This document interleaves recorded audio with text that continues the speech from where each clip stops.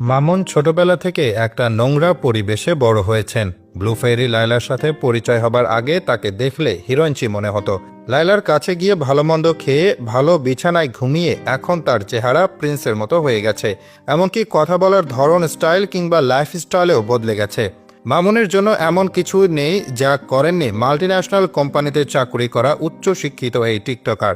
দামি mobile phone, computer কিংবা gaming console. গরিব ঘরে জন্মানো মামুন তার জীবনে দামি যা কিছু স্পর্শ করেছেন তার সবই সম্ভব হয়েছে লায়লার জন্য। লায়লা সবসময় মামুনকে মন থেকে ভালোবাসতেন। টিকটকার ও উদ্যোক্তা মামুন নিজেও এটা অস্বীকার করতে পারবে না। তিনি দীর্ঘদিন লায়লার সাথে একই ফ্ল্যাটে একই বিছানায় থেকেছেন। তার সকল রকম চাহিদা ঢাকা বিশ্ববিদ্যালয়ে পড়া এই নারী একাই মিটিয়েছেন। কিন্তু মধু খাওয়া শেষে ভ্রমরের মতো উড়ে চলে গেছেন তিনি। কিছুদিন আগে লায়লার জন্মদিনে প্রিন্স মামুনকে নিয়ে এসব মন্তব্য করেন তার বন্ধু বিডি ইমরান। এ সময় স্যান্ডি সাহাকে চুমু খেয়ে ভাইরাল হওয়া এই কন্টেন্ট ক্রিয়েটর আরও বলেন, লায়লা মামুনের জন্য যা যা করেছেন তা যদি তার জন্য করতেন তবে তিনি লায়লার পেছনেই পড়ে থাকতেন। অকৃতজ্ঞের মতো কখনোই লায়লাকে ছেড়ে যেতেন না। বিচ্ছেদের পর মামুনের বিরুদ্ধে মামলা করে লায়লা একটা উচিত কাজ করেছে। মামুন তার বন্ধু হলেও তিনি লায়লাকে সমর্থন করেন। তাতে মামুন তার সাথে বন্ধুত্ব না রাখলেও কিছু যায় আসে না।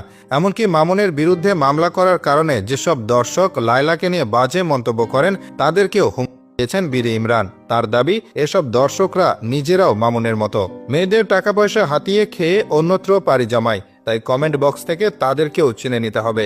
দুই কন্যার জননী লায়লার জন্মদিন উপলক্ষে একটা সারপ্রাইজ পার্টির আয়োজন করেন তার বন্ধুরা। সেখানে একদল টিকটকারের সাথে কিং মোস্তাক ও তিশাও উপস্থিত ছিলেন না শুধু প্রিন্স মামুন। যা নিয়ে একাধিক প্রশ্ন করা হলেও কোনো উত্তর দেননি ব্লু ফেরি লায়লা। তবে কিছুদিন আগে একটা ইন্টারভিউতে বলেছেন তিনি মুভ অন করে ফেলেছেন। প্রেমের দিনগুলোতে লায়লার বাসায় মামুনের অনেক ছবি টানানো ছিল, তবে সাম্প্রতিক সময়ে সেসব নামিয়ে ফেলেছেন তিনি। এ নিয়ে জানতে চাওয়া হলে লায়লা বলেন, মামুনের ছবি নিয়ে তিনি তার শোক করতে চান না। যে ছবির মানুষ জীবনে নেই সে ছবি টানিয়ে রাখারও কোনো মানে হয় না। তাছাড়া মামুন তো দুনিয়া ছেড়ে চলে যাননি, তিনি দুনিয়াতে আছেন এবং ভালো আছেন। দুনিয়াতে না থাকলে তার ছবি টানিয়ে রাখা যেত।